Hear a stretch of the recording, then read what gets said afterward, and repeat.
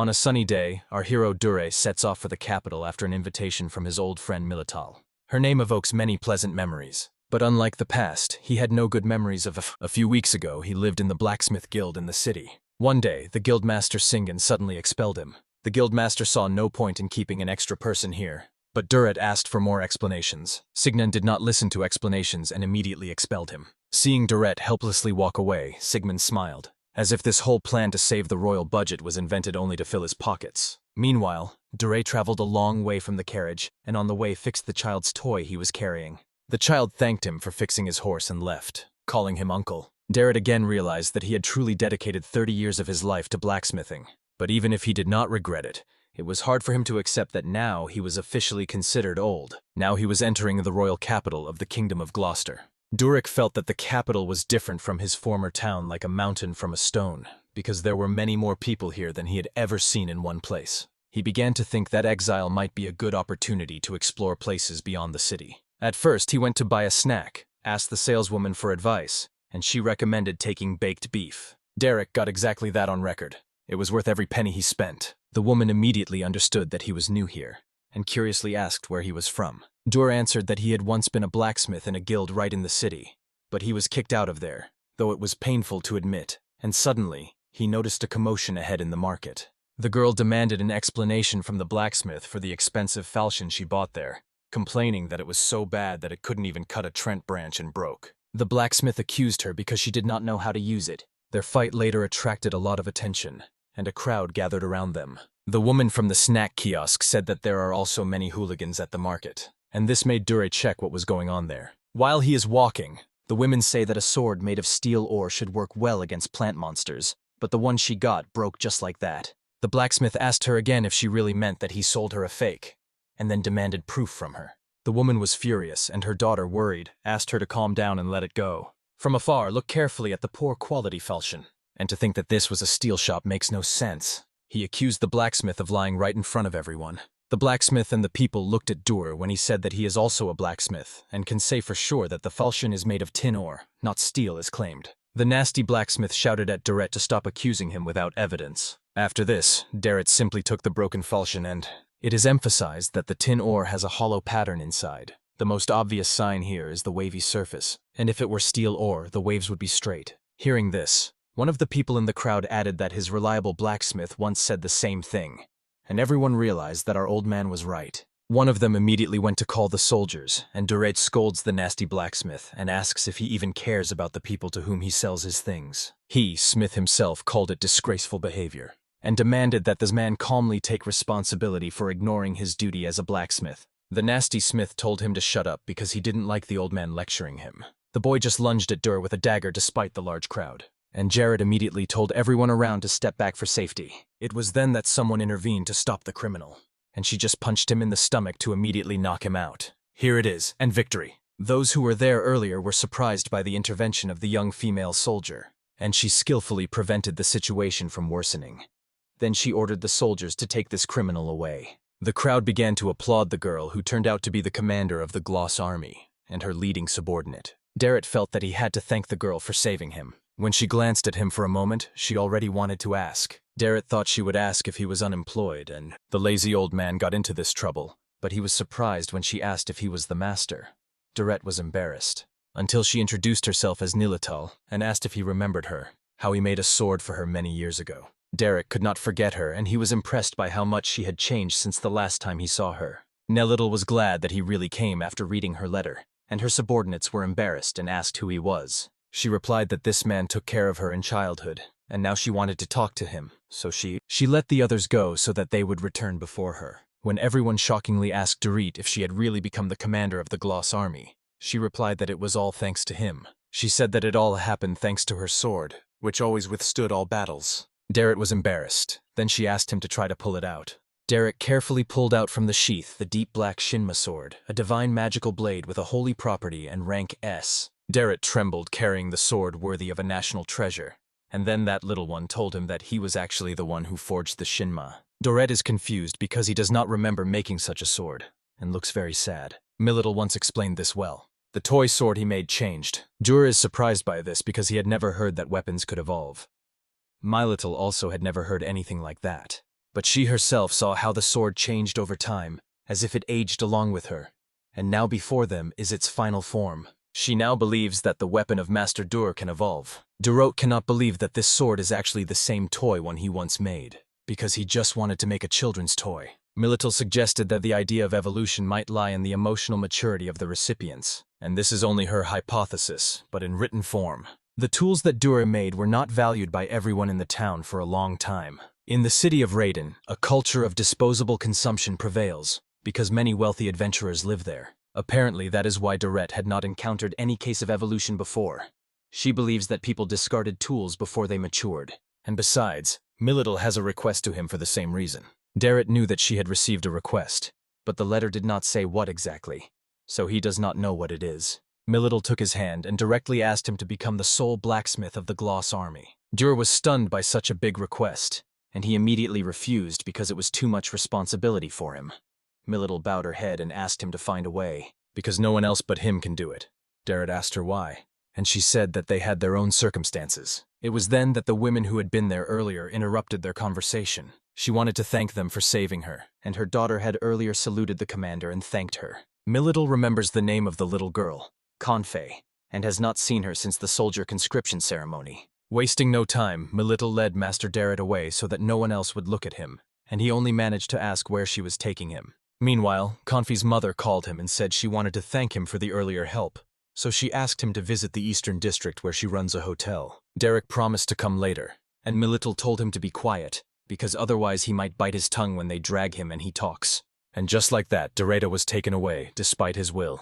Meanwhile, in the Raiden Blacksmith Guild, Guildmaster Singan admires himself in the mirror, and he seemed refreshed after getting rid of that useless blacksmith nonsense. The workers greeted the Guildmaster only out of a sense of duty, and he announced the start of their morning meeting, where they would discuss the guild's future plans. But unexpected guests came to him, and when they were, the boy with black hair came along with several soldiers, and asked if Dure was nearby. As soon as Dure's name was mentioned in the morning, Sigmund's day was ruined. The man with black hair introduced himself as Senji, a messenger from the royal palace, sent here to the famous blacksmith, Master Dure. He also says he will ask him for a favor.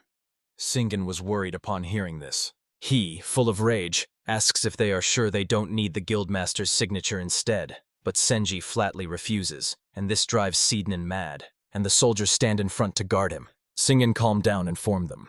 The Durettes disappeared because he got rid of the useless trash from the guild. You couldn't believe why someone like Durette was expelled. To which Singan replied that simply because Durette was exhausting the resources of their guild, and he himself never felt respect from him. He thought it was fair if he was expelled, but Senji is losing himself there because Doretta is no longer here. This means that the queen will be angry with them because she also valued Durette's skills, and when she finds out he was expelled, she will be furious. Her anger could cause them serious problems. Senji does not know what to do now with the item in the box, and Singan says he can be relied upon. But Senji wants to speak only with Dure. This makes Singan desperately snatch the box from them and say that he is the guildmaster here, so he is more important than Doretta. Signan opened the box without their permission, and the item inside shone brightly.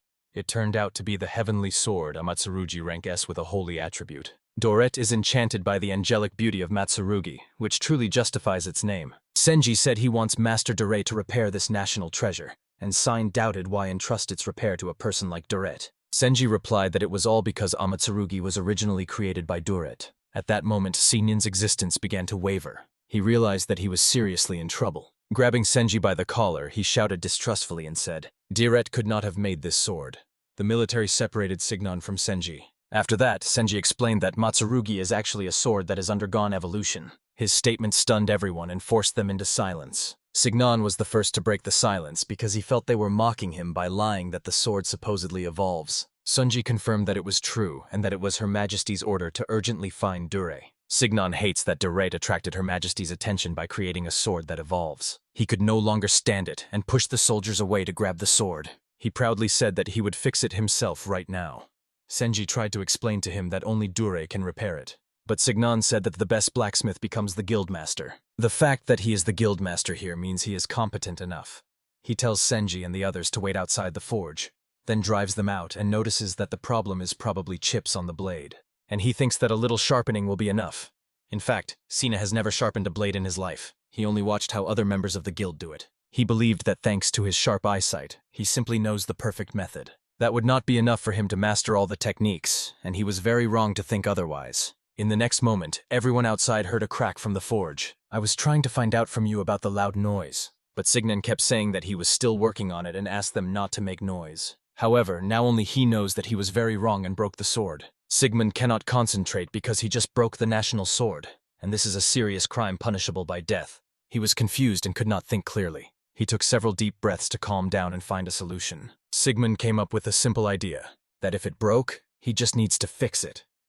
He looked over the tools and found some temporary glue to deceive others. After some time, he left the forge and apologized to the others for making them wait. Senji wanted to examine the sword, but Sigmund did not allow touching it, explaining that an amateur should not touch a sword that was just repaired and is now fragile. He asked Senji if he doubts him. Sending you a reply is not the same. A synonym could see it. He just showed him the sword and said it was beautiful and pleasant to look at. Senji's eagle eye saw from afar that the sword still had a chip. The guildmaster claimed it was just his illusion, and not to speak without evidence. Segnin quickly put the sword back in the box. He planned that later he could simply blame those who transported the sword. It was then that he accidentally pressed too hard on the sword's tip, and because of that, the poorly glued part of the sword fell to the floor. Everyone was speechless seeing the damaged national treasure, and it was clear that they would all be punished for this. Senji asked the guildmaster if he had not repaired it. Segnin just stood and tried to come up with something. He hoped that the workers would support him, but they did nothing. And Signan just said it was strange, because he assured that he had fixed it properly. Sent it to you, lost it, and although Sinan tried to suggest another way to fix it, Senji grabbed him by the collar directly. A strong murderous intent emanated from him. And throw them to the ground. No matter how angry he was, Senji knows he is to blame himself, because he trusted Amatsurugi to the vile guildmaster. Sigmund responded to him for calling him vile, but Senji ignored it and ordered the soldiers to arrest Sina. Meanwhile, in the royal capital, Duer shared everything that happened in Millville, and at the end of the story, she could not believe that they could just kick him out like that. She came to the obvious conclusion that G, the guildmistress, is good for nothing, and she would like to intervene with this fork instead of this cake. Now we return to Guildmaster Singan. He was shouting as the soldier was leading him away, and on the way, he cannot help but think about how this happened to him. He gritted his teeth when he felt as if directly guilty of everything that happened to him. And he will not just sit quietly, but will definitely take revenge on him. Meanwhile, Milal led Duer to the Gloss Army headquarters and regretted having suddenly imposed the topic of a personal blacksmith on him. Wherever they went, Duer saw soldiers saluting their military commander. Soon she pointed to the place they were heading to, the Gloss Army Forge. Duret was impressed by the large smithy, as expected from the National Army, and she invited him inside. All the blacksmiths and forgers immediately left everything to salute the commander, and she told them not to worry. One of the blacksmiths asked her who the gentleman next to her was. To this, she replied that it was Master Dure, the man who forged her magical sword Shinma. The other blacksmiths admired the master who forged such a legendary sword, but some found it hard to believe because Shinma had no signature. They doubted whether he could fool their commander, and they were not the only ones thinking so, as even Duret was skeptical about Shinma. However, Milittle asked where Nanaikari was. They replied that he disappeared after working for a short time. This saddened her, and others also tried to convey this to him, but he did not listen to them. Dur asked if this was related to the situation she mentioned in the inquiry. She agreed and explained that Nana Hikari became their current exclusive blacksmith, simply because his family, Felgrondiuk, donated a large sum to the National Army. But that man causes problems and does not know how to work, and because of his position, they had to hold back their complaints. Derek wonders if all places are the same or if problematic people occupy high positions. Milittle said that this was exactly why she wanted him to show that man the difference between real blacksmithing. And as soon as the devil was mentioned, Nanakari appeared, the man they were interested in, and asked if they were talking about him.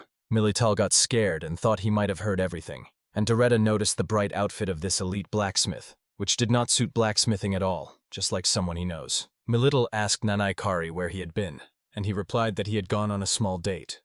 One of the blacksmiths asked him about the repair of the long sword that had not yet been done. In response to this, Nana Courage just pulled out the long sword, and throw it in front of that guy and say that everything is ready. The guy dodged the sword in panic, and Dur got angry seeing someone take the sword out of the sheath like this. Nanakari was confident that he had worked perfectly on that sword, and even the soldier who received it could not complain because of his position. Derek saw the terrible condition of the sword, and that man had not even cleaned it. He understood why Milittle wanted to talk to him about it. And when the boy with the sword was already about to leave, Nanakari stopped him and said that he himself had repaired the sword. Why does this man seem unpleasant with a sour expression on his face? The unexpected attack made Derek realize that it was already too much. So he first stopped Nanakari's fist and suggested that this time they, as fellow blacksmiths, properly repair the sword. Nanakari called him old and asked what had happened to him. Milal asked Lord Nanakari to calm down and introduced Derek as the blacksmith who forged Shinmu, and this surprised Nanakari. The next day Milal, Derek, and Konfi gathered for the first day of her training before the duel. She clearly said that it is impossible to truly learn to wield a sword in 5 days, but she will still try her best to prepare her for the fight with the unknown opponent that Nanakari will bring. Derek knows that it is hard to train Konfi in 5 days. Milal began training, telling Konfi to try not to let the sword break, because she believed that Konfi knew the usual ways to do this. And Konfi admits that it would be dodging or parrying the opponent's attack. Now Milal started practical training, because training through the body will go faster than any lessons. When the terrible Milal approached Konfi did her best to block her attack, but it was not enough, and Milal told her not to use the side, but the front part of the blade to use it for breaking. Konfi resolutely tries to block Milal's attacks and does everything to avoid breaking the wooden sword. Milal kept the training very difficult until Konfi began to get used to deflecting some attacks. But just when she thought she had made some progress, Milal made the situation even more complicated and disappeared from her sight, and appeared right behind her. Milal advised Konfi not to lose concentration during the fight, otherwise she would die.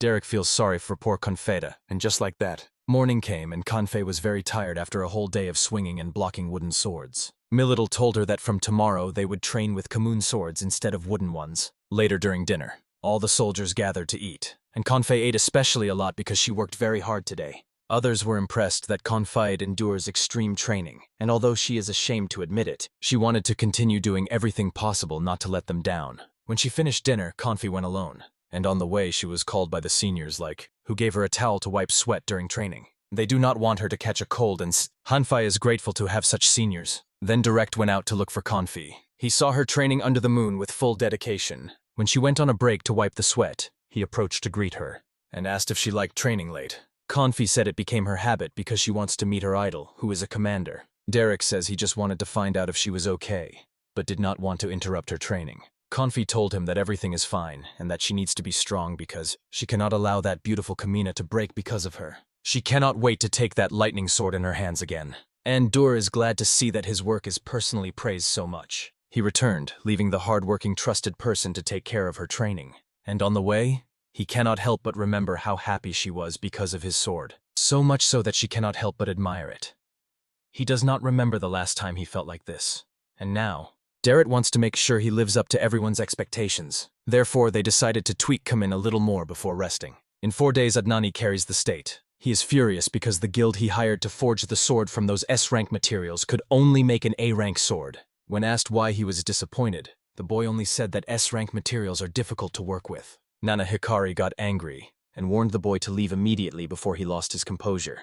He didn't even pay the man for his incompetence. After he fled, Nanakiri called her maid, the messenger, to bring the man he chose for the duel. She obeyed the order and called the mercenary from Strong Hands, Detroit. Detroit learned the details from Nana Hikari, including that he will fight with a rank A sword, which was originally supposed to be rank NS. The declared ranks of Detroit do not matter. Whatever the sword is, he will easily break it into pieces with his bare hands. Nanakiri sees a certain hope in Detroit, and victory with him seems certain. He eagerly awaits the duel, which will now be quite interesting for him, however. He still has one concern, that his parents find out he safely used the material.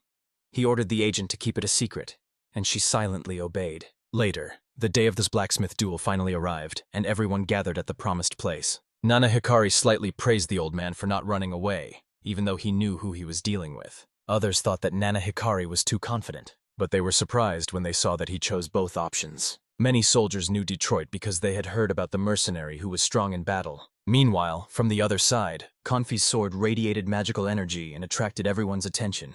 Milal was angry because Nanakiri deliberately chose such a strong opponent for a beginner like Konfi. And Nana Hikari was indifferent. She was only interested in seeing that flashy sword break. He said that if any of the swords broke or left the field, the duel would immediately end. Now Dietrich thinks he should put a little pressure on this girl. When the match started, he just tried to finish it. Immediately showed his stunning power. Swung the sword downward. This leads to significant victories. Konfi and others could feel the power of that strike only through the wind. And while she was recovering, Detroit unleashed a barrage of attacks on her sword. Con 5 barely dodged his attacks, but it was a failed tactic, because it cornered her and she had nowhere to run. Others were worried about confidentiality. Detroit offered her to surrender and promised mercy, but Confid did not yield. Detroit now does not worry whether she will regret her decision after a crushing defeat. Contra gathered his courage, remembering how much Milal and Derrit, the commander, trusted him. And when Detroit was about to strike her with a sword, she firmly grabbed Kamina and swung it. She turned with all her strength to block the attack. Kamina radiated powerful lightning magic around itself,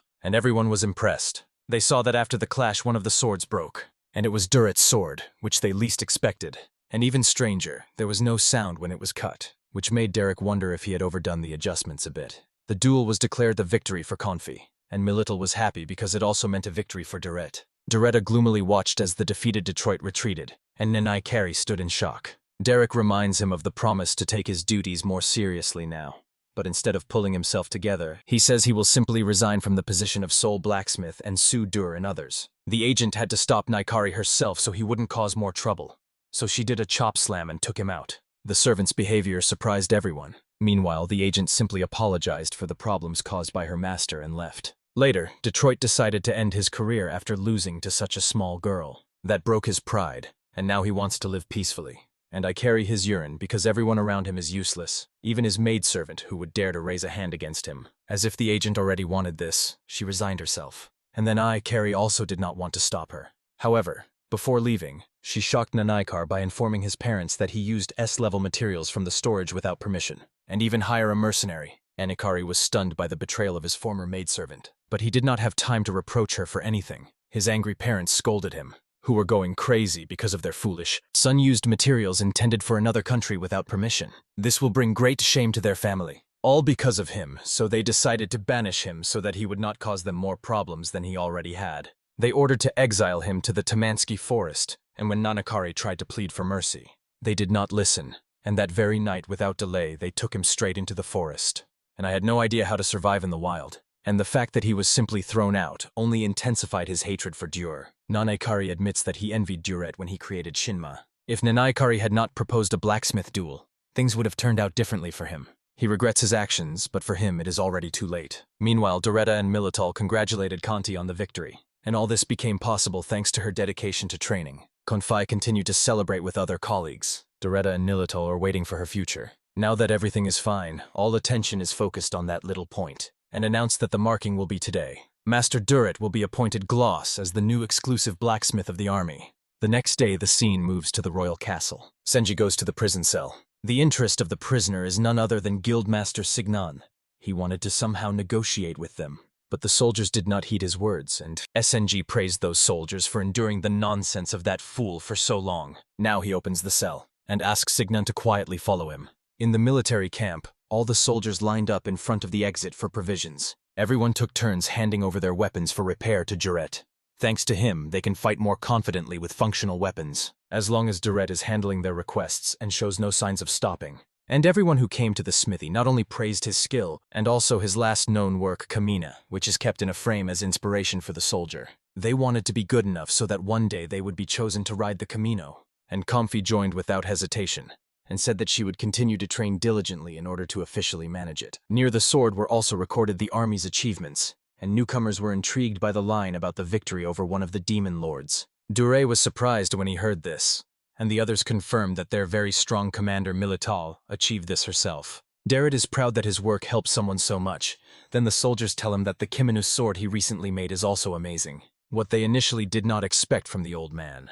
Dorette still finds it hard to get used to the voice of the old man. But it doesn't matter. He is tired now and tells everyone that it's time to close for today. Now they will have to come tomorrow. Milittle came to visit him and thanked him for helping them so diligently. Durit is happy to help, and honestly, he finds it more interesting here than you ever did when you were writing. Milittle also thanked him for raising the soldiers' morale, because they are now training more thoroughly and hope that one of them will become the one who will possess Kamina. Derrit likes that his work is so appreciated. It was then that Milittle bowed her head and told him that she had one more request for him, which was actually an order from His Majesty. Dorette agreed to carry it out, and this pleased Milittle. But the next sentence left him speechless, because she said that the Queen wants to meet him in the palace right now. Derrit is surprised by the sudden invitation, and nothing remains from the Queen, and when he asks her why, She tells him that it is precisely because of his successes over the past few weeks. Derek thinks that for an ordinary citizen like him, a meeting with the queen is a big event, but he is so nervous that he cannot calm his thoughts. He asked Milal what kind of person the queen is. She replied that Her Majesty must be strict with the incompetent, and meanwhile Queen Serena of the Glazit Kingdom heard from Senji what had happened. He admitted that he was wrong because he allowed this man to deceive him with kind words.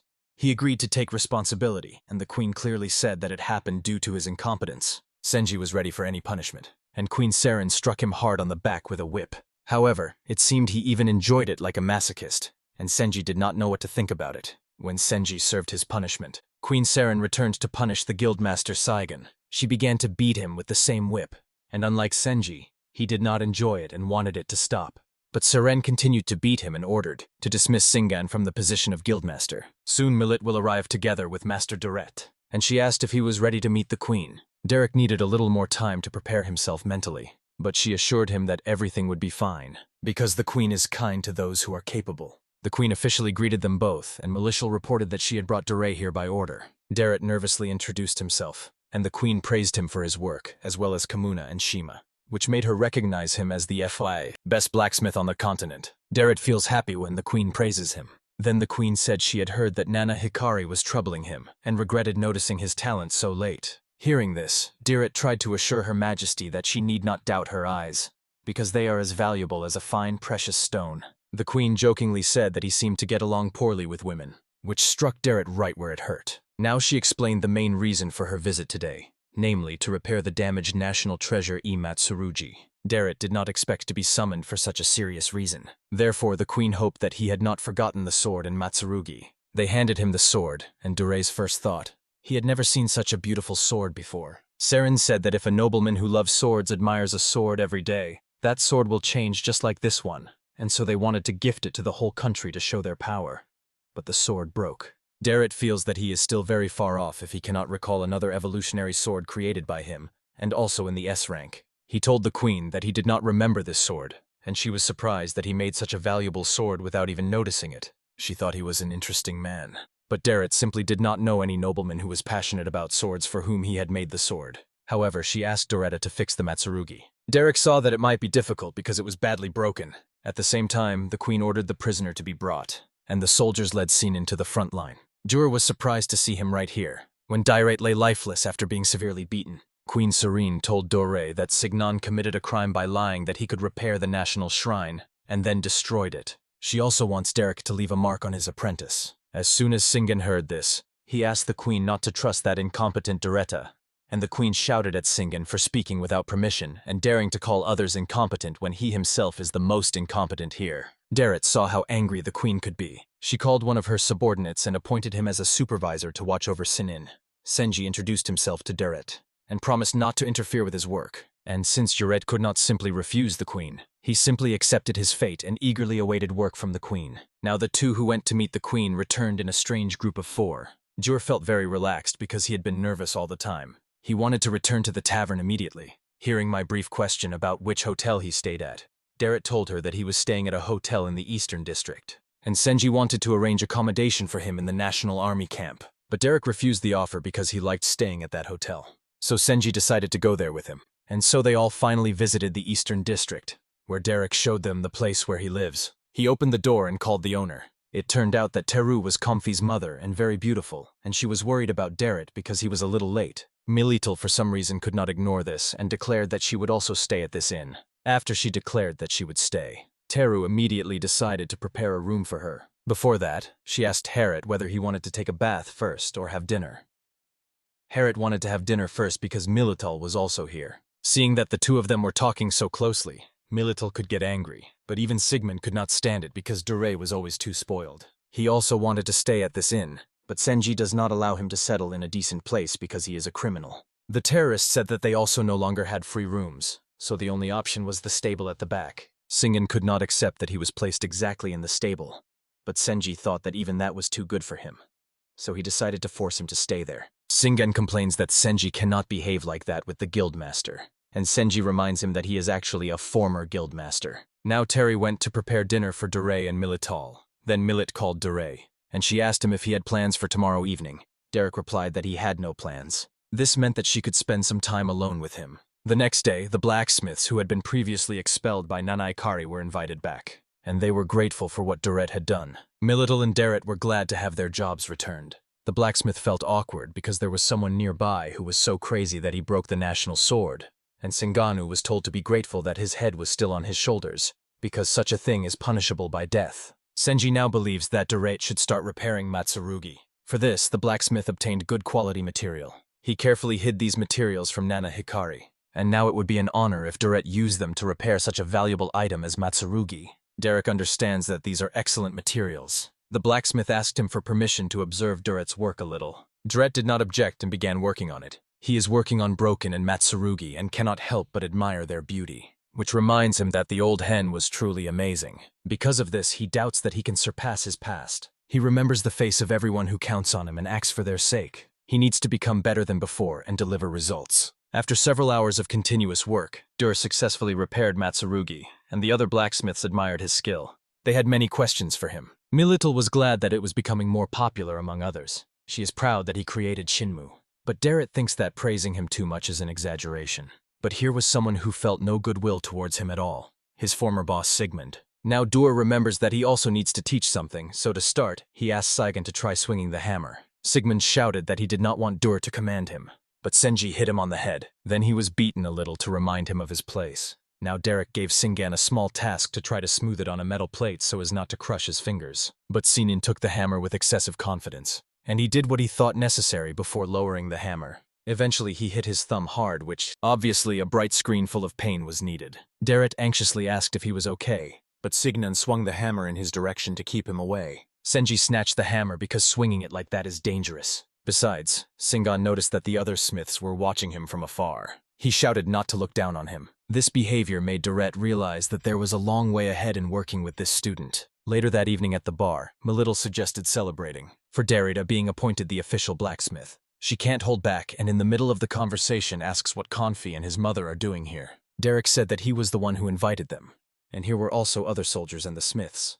Milal was angry but couldn't show it, so she just drank the whole glass of wine in one gulp. Konfi tried to warn her because their commander drinks little. She took out dolls that she made from Duret. One of them depicted him at 25 years old, and the other at 40. For her subordinates, seeing her play with dolls was usual, but Dur didn't know what to say. Although it makes him happy, sometimes she doesn't need to maintain that dignified military image. Teru said he heard that Derek made a wonderful weapon for Konfi. She thanked him for that. Derek said he was just doing what he showed as a blacksmith. Teru knows that Konfi was able to defeat a very strong man with it, and Derek modestly replied that it was possible, thanks to Milal's training and Konfi's courage. Hearing their conversation, Hanfei came up with something, and asked why Master Duret did not make himself a weapon. Dara believes that this is not the best idea, because he is not an adventurer. But then the drunk Milal told him that everything was fine. If he himself uses the weapon, he will also better understand what its user feels. Derek thinks this is a valid argument, but he does not know which weapon will suit him. The next day Milal told everyone that she would help Duro make his own weapon, because it will be better for him to have a means of self-defense. Derek thinks this will also help him improve forging accuracy, and everyone else agrees that this is really a good idea. Derek thanked them for their understanding because he will be unavailable for some time. But although no one was against this idea, there was one who hated it just as much. It was Singan, who believes it is unfair that only Dur has a weapon, and he wants one for himself too. Senji pulled him by the ear and sent him back to training. This worried everyone a little, but we move on. Duret was delivered by the police to the army warehouse, so that they could decide which material Jarrett would use for his weapon. Duret cannot easily choose materials because there are many options. Then Nilatal asked why he simply does not use materials with a rating. Derek replies that there are enough low-rank items, because he wanted to use quality materials only for soldiers' weapons, not for himself. This side of him touched her heart, and she admired him even more. Derek told her she was exaggerating and soon chose the materials. Then everyone curiously asked what kind of weapon he would make for himself, expecting something like an axe or a club. Derek think this through carefully. Then the baby suggested to him to make a sword, and she herself will teach him to wield the sword. Derek cannot imagine that he will be able to use swords properly in battle, and he might even injure himself at first. He told them that the best weapon for him would be a hammer, because he is a blacksmith and is used to the hammer. It also seems that he can swing it more easily and practice the movements without difficulty. Others agreed with this, so they decided that Duret would have a hammer as a weapon. Duret worked in the forge and made himself a huge hammer. which at first glance looked quite impressive and cool. Duret was quite proud of himself, and now it was time to name it. Milal had a good idea for the name of the hammer. Everyone wanted to know what their commander had come up with. However, she proposed a very simple name, Hammer of Pleasure, and asked others how it sounded. Duret was the only one who was not particularly impressed by it. The others liked it only because their commander came up with it. Everyone thinks it's a cool name, but Duret did not think so. Do you even want to choose this name at all? However, he was under pressure because everyone had high hopes for him. And so the hammer was officially named Hammer of Pleasure, unfortunately.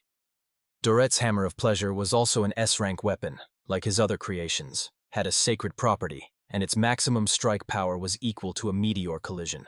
After that, Duret trained with his hammer for several weeks, and it took him a long time to get used to moving during battle. He received help from other soldiers to find out what he needed to improve, and they taught him that unlike a sword, he could also use this hammer as a shield, so it is suitable for both offense and defense. At the beginning of this training, Duret found it difficult even to move the hammer, but now, he feels good and is getting more and more used to the hammer. He is glad that all the blacksmith's experience is paying off, because he knows how to best swing the hammer.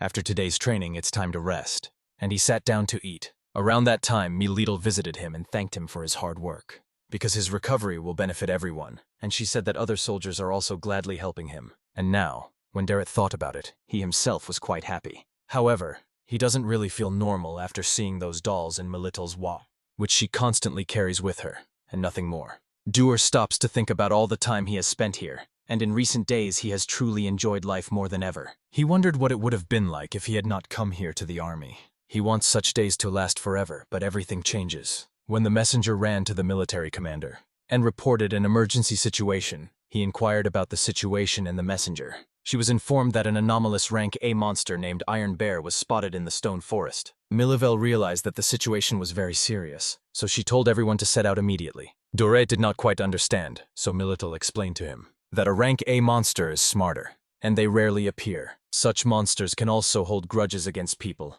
and attack them on the spot. Duret did not expect the monsters to be so cruel. He is frightened by the thought that he might meet one of them. Just then Milal asked him to go with them as well. Derek was frightened by her sudden dangerous request, and cannot think of any reason why he should go. Later all preparations for departure were completed, and Millet will once again inform everyone in detail about the situation. She added that the Iron Bear has metal armor on its torso and a black ring around its neck. She informed everyone that during their hunt, each person should also look for materials suitable for making weapons, so Duer will go with them. Derek decided that this was a good opportunity for him to test the results of his training. Everyone immediately got into the carriages and set off for the stone forest without delay, because people could get hurt if they are late, in a few hours. They arrived at the stone forest, where almost no sunlight penetrated, so it was dim and hard on the eyes. Militl ordered everyone to disperse and search for monsters, and just one order was enough for them to scatter throughout the forest, despite the risk. When she was sure everyone had dispersed, she went deeper into the forest along the main path with Derek.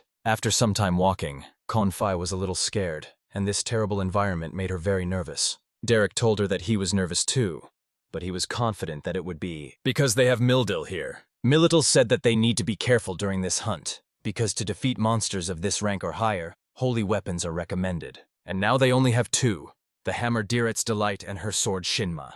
Any attack made without a holy weapon quickly regenerates. Militl told Duret that only Duret can forge holy weapons. Their previous experienced blacksmith tried many times to make one item from good materials, but it was impossible. They believe it would be good if they could arm others with more holy weapons to counter these special rank monsters. Militl and Confi are confident that Direct can do it. Suddenly they heard sounds from afar. When they looked there, it turned out that there was a bunch of goblins. Confi screamed in fear and Diora remained calm. From a military point of view, there are 5 goblins in front of us, so their nest might be nearby. It seems the goblins are going to attack them. Dior asked them a little if they would fight with them, and she refused. She said that since they did not receive a request for destruction, she would just drive them away. Millet will throw stones to make the goblins drop their weapons and flee. But some of them ran away. Some stayed behind and looked angrily at Dure. They targeted those who seemed weak, like Confei, and Militlu had to step forward to protect them, but did not tell her. Duret ran forward and hit several goblins with a hammer, sending them flying far away.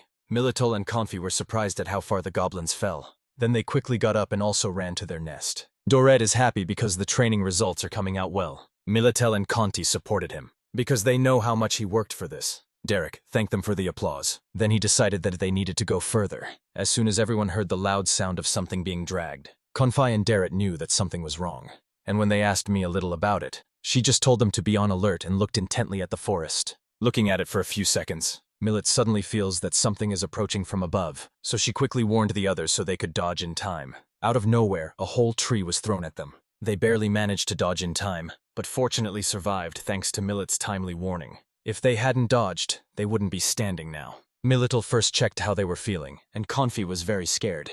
But Milittle warned her not to relax because the main danger was still nearby, which was none other than an iron bear. Durette did not expect it to be so big, and that thing was screaming death from all sides. Milittle ordered Confi to quickly blow the flute to warn the others, and she immediately obeyed the order. All the soldiers learned from the flute signal where the roaring bear was located, and now Milittle was preparing to fight that creature with her shinma. She drew her sword and immediately filled it with magic, so as not to make a mistake by underestimating her opponent. When she prepared Shinmu with her magic, although the roaring bear was focused on her, Milittle moved so fast that it seemed as if she disappeared and immediately landed. Strike the torso of roar bears. The bear's roar made them think the attack succeeded. When Milittle landed again, she noticed that her attack had no effect at all. She does not understand how the bear survived after the strike of her sword, although the sword was holy. But the bear did not give them time and shook off the tree. They threw stones so hard at the tree that they settled near its roots. Milittle focused on blocking, and she deflected all the stones that were flying at them. Milittle was a little worried because Roar Bear showed considerable intelligence in attacks, and then it rushed straight at her. Milittle collided with it directly. To her surprise, the bear expected this and had already aimed at her sword, and caught it with its mouth. She struggled to pull it out of its jaws, which put her in danger, and while she was stuck, the roaring bear was about to attack with its paws. Durek could not just let this happen, so he intervened with a hammer to strike the bear and send it, flying with severe damage. Milittle thanked for the help, but Durek realized that the bear was still strong and was only distracting them with feigned weakness. Confi decided to immediately call others, but Milittle stopped her because it was dangerous, and the roaring bear was just waiting for such a moment to slip past Milittle and Derek and be the first to attack the weak target. In those few moments before the strike, Milittle used all her speed to manage to save Confei,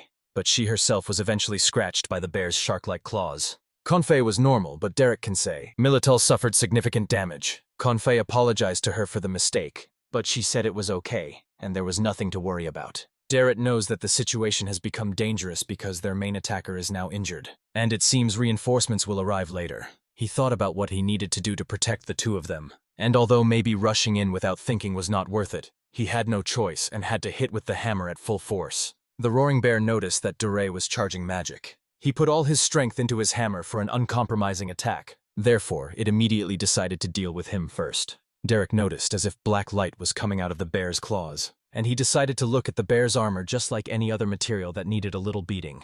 The bear cunningly tried to block Derek's view with dust, but he quickly and decisively brushed off the dust with his hammer. The bear took the chance and attacked him. Milittle and Konathi were worried about him. When Duret finished charging the hammer with all that, he used his magic and struck it directly at the roaring bear, releasing dazzling light and delivering a devastating blow. His attack left a huge crater in the ground, and he found himself at its center.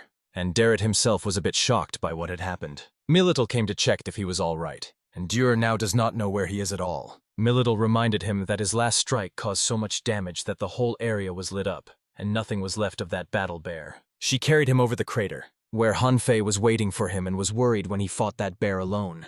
Nearby, the sounds of the Milittle herd could be heard, but she realized that these were soldiers who came following that light. The story of Duret's fight quickly spread through the army, and they compared his attack to a meteor fall. Derek was simply glad that he was able to protect Milittle and Confi. A few days later, Milittle visited him to check if he was all right. Duret still feels some pain, but he is fine, and Milittle has almost recovered from the injury. Derek cannot help but think that being young is pleasant because injuries heal faster. Then he asked what later happened to the Stone Forest, as this territory falls under military administration. He was worried that he would have to pay for repairs due to the damaged territory, to which she simply smiled and told him that they turned that place into a platform to tell future generations about Master Dur's battles. They named that place Direct Crater, and he could understand whose idea it was from such a simple name. From that day, Dur always noticed that the soldiers trained even harder, because they were inspired by Dur's battle. My little figures, it's good that their fighting spirit rose, especially in Confi, who often do another 10,000 laps around the base. Derek can't even imagine that he could do so much with his old legs, and Milittle is a bit worried that such training will wear them out, but for some time it can be allowed. After a while, Konfa approached them and informed Milittle A guest from the Glossum Academy of Magic visited them. Milal remembered someone who was supposed to come today, and here the guest came and greeted Duel, saying that 15 years had passed since they last saw each other. Now Jared is left guessing whom he met this time and doesn't remember. Meanwhile, after Nana Kari was expelled, Agin called her boss through a magical device and informed about their plan. Failed because of the legendary blacksmith named Duel, who recently joined the Glaws army as its only blacksmith. Her boss says that failure is unacceptable for them, but only because her existence has some value. They will give the agent another chance. She was grateful that her life was spared, and her boss expected great success from her next time. Agents began to devise an even more reliable plan to spread the horror of evil and darkness. At the military base, Duel asks the poor woman who that woman could be, which leaves her disappointed, and she introduces herself with a smile in her eyes. Derek vaguely remembered that he once played with a girl named Eyes, and heard that she is happy and was glad to meet him after so many years. She cannot hide how happy she is when she thinks about him. Milal interrupts her, saying that the lady is tired, so she should step away from her, to tease the military commander for still carrying those dolls like a child, which irritated her, and she warned the Eyes not to dare say anything like that again, or she will deal with her immediately. They did not back down and seemed to want all of Duret's attention for themselves, even if it means defeating the other. Derek calmed them down and said that she probably did not come in vain, so he asked what it was about, and everyone agreed that he was right, and said that she had a request for him. At that moment, Tovstun teleported here and asked Eyes who exactly that man over there was. This stout man, deputy director of the Gloucester Academy of Magic Bayer, was clearly not thrilled about our guy. He was introduced as the personal blacksmith of the army. Bayer refused to believe that such a scruffy old man as he could be the only blacksmith, but he himself was no better, and others knew it. Bayer got angry at her dissenting look and warned her that for what she replied to him, she would have to receive a personal lesson from him. Milal could not tolerate such behavior and addressed Bayer to retract his words about Duret. She personally vouched for his skills, and since the commander says so, Bayer turns and starts licking her feet like a provart. Duret thinks that this old man should be ashamed of his actions. Then someone calls Duret in a hateful tone. This is obviously our former guildmaster Singan, who complained that the tools break even after he did everything correctly. Duret looked at him anxiously, then sinned. Renji approached and apologized for the interruption. Deputy Director Bayer smirked. When something occurred to him, he called Sigmund and called him a blonde. Sigmund asked what he wanted. But surprisingly, Bayer treats him very well, saying it's a pity when such a talented person is made a Barry here. The sudden change in their behavior surprises everyone. And what turns surprise into shock is when Bayer hires Sigmund to work under his supervision as a special instructor. Sigmund is stunned by the unexpected offer. In any case, it seemed like a perfect opportunity for a natural-born genius like him. Bayer said they should immediately return to the academy now and do it before leaving. He left Professor Iz a warning asking her to come to his room when she returns. Instead, Singan boasts to Duret that he is better than him, and they continue like that. Duret and others were not very worried, but they did not expect everything to happen so suddenly. Later, they sit in the conference room at the military base to talk over tea about Aize's concerns. Derek could have told us that he is probably having a hard time because of that deputy director. She cannot explain it and simply regrets involving him. Duret approached and congratulated her on her appointment as the chief instructor of the academy. She replied that it was all thanks to the staff that they once forged expensively for her. Now Dur also does not remember this, so Ez simply appears among the staffs that later became the staffs of great archmages. They have a wand with holy properties and rank S. Duret had never seen anything like it before. Aize explains that the toy wand he once made for her changed over time. Duret wondered why the weapon he makes changes, and besides that, he asked Aize what she wanted to talk to him about, and she told him that currently in the academy, a large-scale study of the holy attribute is underway. She would like to hear his opinion on this, since he is the one who has to create the staff with the sacred property.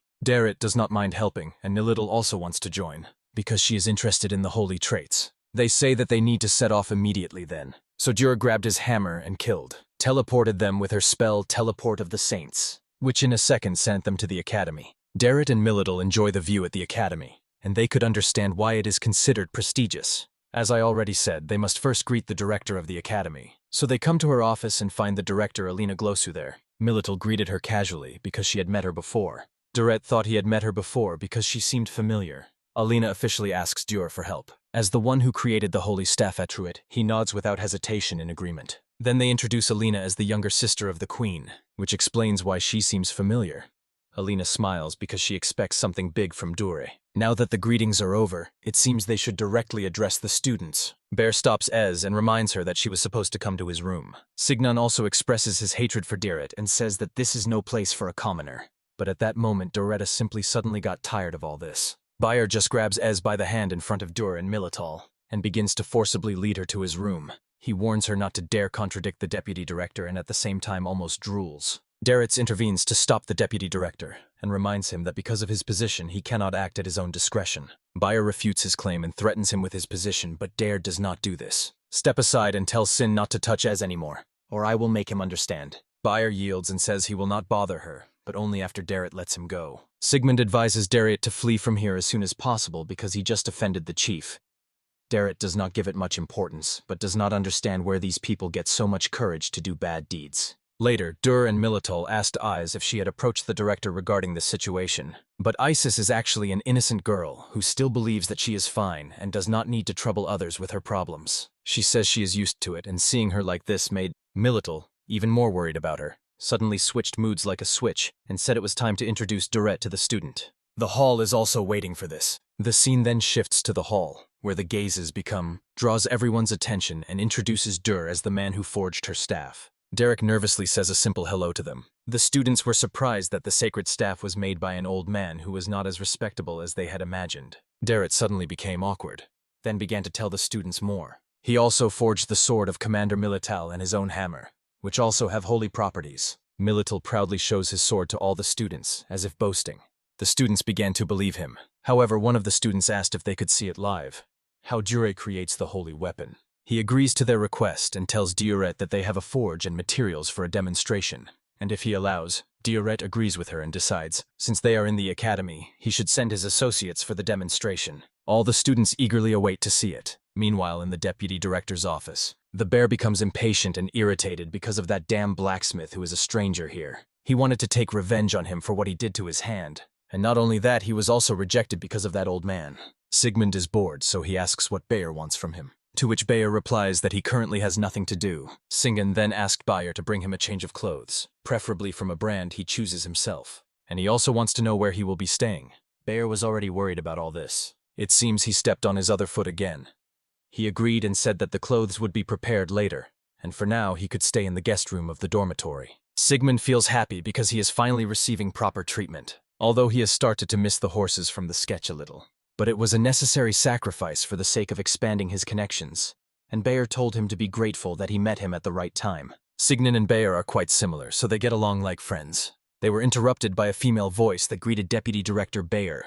Bayer recognized the voice and said he was expecting her. Bayer introduced Agent Singan as his secretary, but only outwardly, because there are secret reasons why he hired a woman from outside. Agent Smuz says that anyone who does not appreciate Sir Bayer is mistaken. Bayer easily succumbs to her words every time because she is a woman, and he is a big rogue.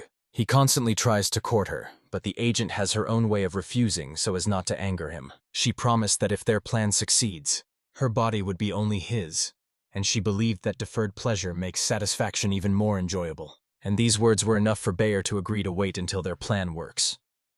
The agent called him a good and understanding person, and added that they also need to eliminate one more, a direct obstacle to their plan. Bayer and Singan were taken aback, hearing that cursed name again, and the agent believes that they should teach him a lesson for humiliating the bear like that. Bayer is impressed by her attentiveness. Then she informs him that the preparation is complete, so they can start immediately. Bayer is ready to do whatever is necessary for him to run this academy. Following the agent's instructions, they went to some underground chamber, with a magic circle on the table in the middle. She constantly fuels Bear's hopes that he will soon become king and the queen will choose him. The one who signs at the back wonders why they are here in a place with bad interior. Meanwhile, Bayer only strives to quickly get everything he desires, including this country. The first stage of their plan involves secretly capturing the academic sphere, subjugating people, and using them for a coup. And when the state falls, they will seize the throne and rule the country. Bayer believes this is a flawless plan, and the age will raise him above the dark sphere, which is an S-rank item and contains a huge amount of magical energy of the dark attribute. Bayer knows that this organization is extremely valuable, and when he gains control over its dark energy, he will become the strongest. Acquiring this dark sphere was also the reason why he hired Agent S as secretary, because she seemed to have it and wanted to negotiate with him. Now the agent ordered him to break the dark sphere and gain the power of darkness for himself. But he decided to play it safe, So he asked Sigmund to use his amazing power to break this gem, and Sigmund fulfilled the request. As he was told, he did everything possible to break it. But Bayard knew that strength alone was not enough, so he used several spells to do this and direct the dark energy. Sigmund did not expect this to happen. While Bayer was reading the spell to absorb the dark energy, all the dark energy flowed into his body, until his body shone with bright light from the overflowing power. Hagen was impressed by how Bayer resembled the dark energy, which helped him fully absorb it. Now Bayer revealed his powers and cast a spell to control everyone within his radius. Bayer's dark magic seeped through the walls, and it even reached the forge where Duel was working with the students. Milal and I watched from the side. While they had no idea what awaited them, students directly asked which attributes go well with the holy attributes, and he answered that it is fire and lightning, but they could also to some extent work with other attributes. He asked if they had any more questions, then suddenly, Duret saw a student who had fallen to the ground and had a headache. He quickly lifted the student and asked if he was okay. Instead, the student swung his hand towards Duret, which caught them by surprise, and suddenly, the whole room filled with a black mist that formed other shapes of its dark magic. And now they are surrounded by students controlled by this dark energy. She was told that those two should stay close to her. She cast the barrier of the holy to protect them. Milal wanted to know what was happening to those students. As explained, they are controlled by dark magic. This did not work on them because they have weapons with the attribute holy. Derek believes this is logical because dark and holy properties are polar opposites, so now they need to act carefully to avoid harming the students. Has an idea that required the help of Milal's, so she put her hand on her shoulder and said, at Saint Spirit, the clones cast a spell to create more copies of her. Duret was surprised to see so many soldiers in one place. While Eyes holds the students with clones without harm, now that they can move freely, they are ordered to find and deal with the wizard controlling them. She cast the search for the holy spell to find the source of this dark energy, but her spell failed because a dark energy barrier blocked it. Derek suggested that they now just search randomly. They began inspecting the academy until Milal noticed something strange. They saw Singan eating near some wall, and it seems the black mist did not control him. This means that he can deliver food to someone who practices dark magic. It was then that a black portal appeared in the wall before Singan, confirming their suspicions, and they immediately decided to follow it. They approached the wall and cast glances at the saints. Show the spell that opens the dark portal. The portal, and once it was Doretta and Mila. He went after her into the portal, well aware that it could be dangerous. Deep inside, in the center of the room where this portal leads, Bayer was eating when suddenly he was interrupted by Duret and his group. Bayer did not expect Duret to be exposed so quickly. When he saw and was convinced that he was using dark magic to control the students, Milal ordered Bayer to immediately release the students. Bayer is more angry because of his stupid assistant Seinen, who got confused and revealed his location. He angrily shot dark arrows at Seinen, which was unexpected, and Milal quickly began to act to hit Seinen to save him from the attack. Binyan hit his back against the wall and lost consciousness. Warren Bayer had no more way to escape, so he should just admit guilt and surrender peacefully. Bayer refused to admit this and said he would take control of this country. He created huge galeons from dark energy to deal with his enemies, and when he ordered them to attack them, she set a condition for the Eyes to come to his room because she lost to his golems. Milal will no longer allow this pervert to do as he pleases, so she attacked the golems together with Shinma and smashed them one by one. Doretta and I are impressed by her strength. But the show is not over yet. When the golems began, regeneration and Bayer surrenders, sure that he is not so easy to defeat yet, as long as he had dark energy on his side. The situation became complicated for them. But in this situation, Derek noticed something that could help them. He saw a black haze, not like the usual one around the golem's eyes, so this must be their source of dark energy. He informed the other two that the eyes are Golan's weak spot, and hearing that angry bear, it seems they guessed right. They split up and attacked the golems from several sides, and Bayer sent them to destroy everyone. Milal was dealing with the golems on her side with her divine combo attacks. Meanwhile, the cast spears of the saints were aimed straight at their heads. Finally, Jir sharply intervened and smashed the golem's eyes with his hammer, and that was it. The cool guys were defeated.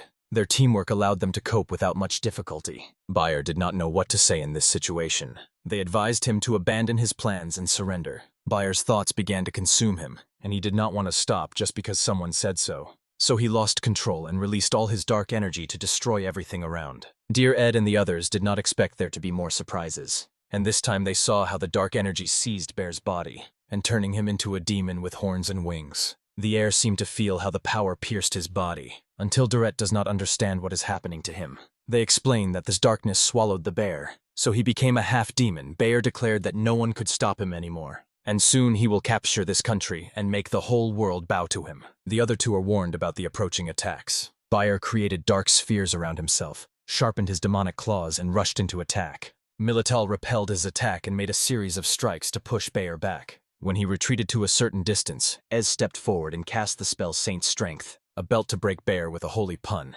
Because of this, he began coughing up blood. When he hit the wall and fell, Dur and others thought it was already over. But Bayer got up again, and all his injuries healed, which should not have happened, since they attacked him solely because of his traits. Bayer said the reason is simple, because his dark magic is better than their weapons, which rely only on attributes. Now it was his turn to attack them, and some time passed. Another horn appeared above his head, which meant his transformation into a demon was progressing quickly. Bayer is warned that if he does not stop now, he will never be able to become human again, and the consequences for him will be unthinkable. Duret did not like Bayer very much. He cannot forgive him for harming others and manipulating students, but he does not want him to become a demon.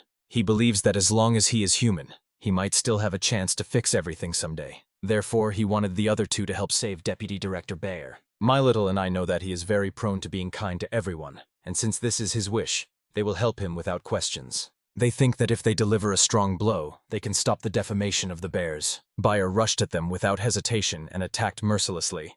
And seeing this, Ochi ordered the other two to scatter to the sides. She will cast a spell to stop Bear's movements. They heard her call and dispersed to the sides. After that, she used Saint's Capture and tied Bear with the help of holy chains. Then Milal and Duret attacked him together, but Bayer managed to repel their attacks with dark energy, leaving them too close and defenseless. Warns those two to retreat quickly, while Bayer released dark spikes to attack them. Timely managed to use the barrier of saints and protected them both, and thanked her for saving them. Flew around on demonic wings so that they could not reach him, which made Dur and others reconsider their strategy.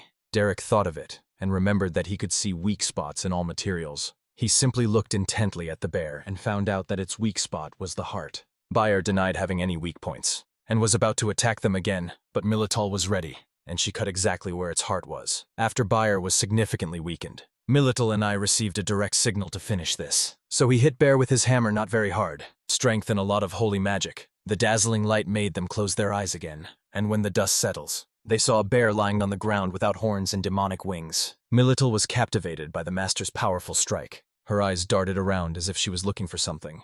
Derek approached and asked what she was searching for. Then he stepped on something uneven, and she asked what it was and asked him to show her, and it turned out to be a shard of the gem dart. She concluded that this must be the cause of Bayer's demonization, and you need to know something about her. He decided to use her magic to review his memories and find out what exactly happened. Meanwhile, the agent was sneaking away and was angry at Duret for, like the others, using her plan again. She now knows that her plans have failed again. Punishment is inevitable, so she will die soon. She did not want to retreat to her comrades, because that would mean certain death, but at that very moment, she stopped under gazes that seemed to be searching for the agent. She could guess that the agent was pursuing her here, so she directly asked about her purpose, and it became clear that she had read the Memories of the Deputy Director, and learned that the agents had handed Bayer this gem, which led to his semi-demonization. The agent tried to leave there, avoiding her accusations, but Derek appeared ahead and stopped her. Because it is Duret, the agent cannot contain his hatred, because everything fell apart because of him. She gained a little time and tried to catch the moment to strike when he was inattentive. Duret did not expect that she would resort to treacherous attacks. The agent thought that defeating the mage would be easy, because casting a spell takes time. However, she was immediately captured because eyes can be... Thanks to her magical staff, she cast spells without words. The agent did not want it to end this way, but she couldn't even reach the knife in such a way. She admits that in the end she lost Duret, and everyone agrees that she is right. And the agent also had one fatal flaw. She couldn't understand people. The agent cannot deny this because she relied only on incompetent people. But she knows this is not the end, because their evil group is eternal, and if not today, they will definitely cause trouble in the future. Doretta and I were worried about what she might have meant, and what problems it will cause in the future.